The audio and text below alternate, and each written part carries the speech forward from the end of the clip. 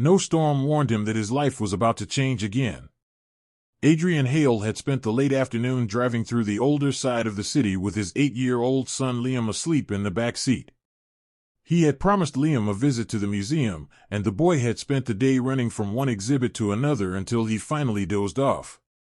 The streets were growing quiet as the sun dropped, painting the buildings gold.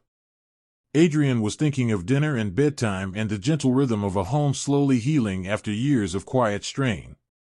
Then he saw her.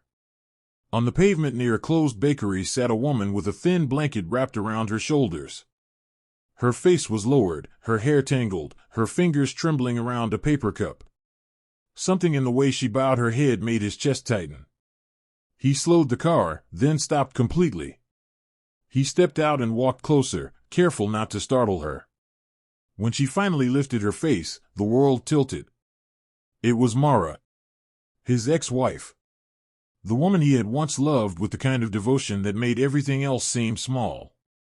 The woman who had walked away 5 years ago without a note or explanation, leaving him with their son and 1,000 questions that never received answers. She gasped softly when she recognized him, and her eyes filled in an instant. He had rehearsed countless angry speeches for her in his mind over the years. Words about betrayal and responsibility, and the nights he spent calming a crying toddler who did not understand why his mother no longer came home. Yet none of that rose to his lips. All he could say was her name in a whisper. Mara. She tried to stand, but her legs gave out. Adrian caught her before she fell, and her thin frame nearly folded in his arms. She looked nothing like the woman he remembered. Her cheeks were hollow, her eyes shadowed, her clothes worn. She smelled like rain-soaked cardboard and fear. He guided her to the car and opened the door. Liam still slept in the back seat, unaware. Adrian knelt beside her. "Tell me what happened." Her hand shook. Her voice was barely more than air.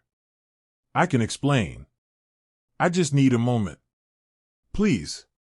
He drove her to his home, unable to leave her on the streets. When they arrived, he helped her inside and wrapped a blanket around her shoulders. Liam woke up rubbing his eyes, confused at the unfamiliar figure in the living room. Mara froze when she saw him. Her eyes filled again, and she covered her mouth as if the sight of her son was too much to bear. Adrian gently sent Liam upstairs to wash up before dinner, promising he would explain everything soon. Then he sat across from the woman who had abandoned their family. "Start at the beginning," he said. Mara nodded. Her voice trembled with each word. After she left, she said, she had fallen into a relationship with a man she thought she could trust.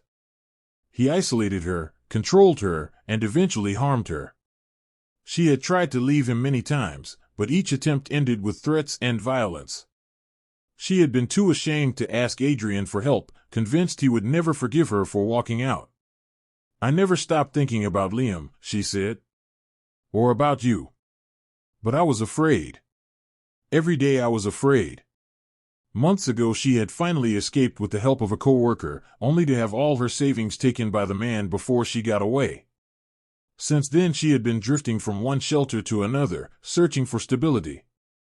She had planned to come to Adrian, but she could not bear the thought of facing him with nothing left.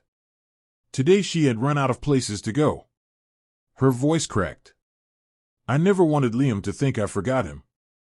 I never wanted you to believe I did not care. I just lost myself in something I could not see clearly until it was too late." Adrian listened without interrupting. He felt anger rise and fade again and again.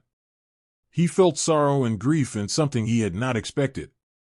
Compassion. He had imagined many reasons for her leaving, but never this. The truth was far heavier than the stories he had built in his silence. When she finished, she lowered her gaze. "I understand if you want me to leave. I only hope to see you once. And maybe see him from a distance." That would have been enough.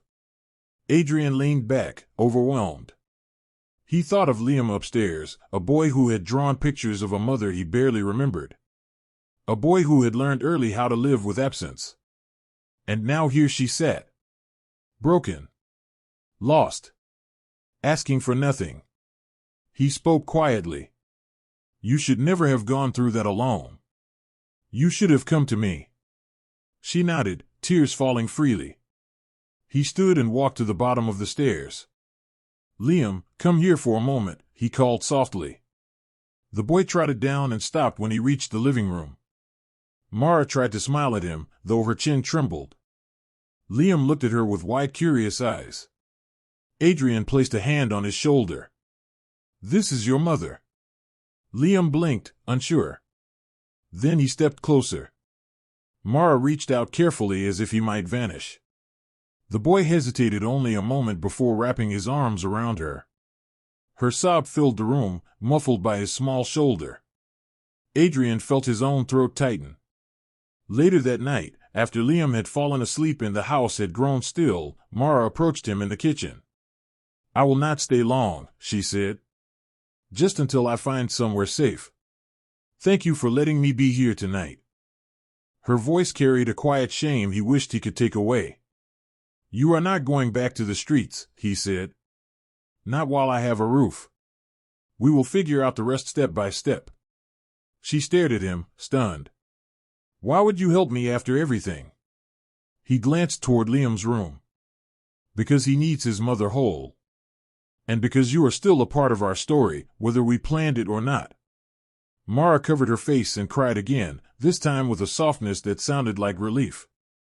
Adrian stood beside her, feeling a weight inside him finally loosen.